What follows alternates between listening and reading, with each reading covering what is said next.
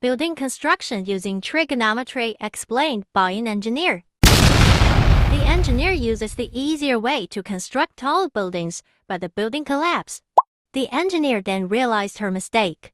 So the engineer decides to do some research. The engineer found out that she did not use trigonometry when designing the buildings. First, trigonometry can be used to measure the height of a building, which is A to B. By using trigonometry, we can find the height by using tangent 60 degrees equals to AB over 50 meters. We are using tangent because AB is the opposite of the 60 degrees and BC is the adjacent of the 60 degrees. So the height of the building will be 86.60 meters. Next, trigonometry can also be used in roof construction. We wanted to know the slope of the roof, which is also the hypotenuse of the triangle here. To calculate the slope of the roof, we are going to use sine for this case. This is because the adjacent of the angle is not given.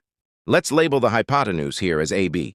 So, now we can calculate the hypotenuse by writing sine 30 degrees equals to 20 meters over AB, like so. After calculating, the length of AB, which is the hypotenuse, is 40 meters. After construction, the engineers do more research on trigonometry and found out that graphs of trigonometry are similar to some natural disasters graphs.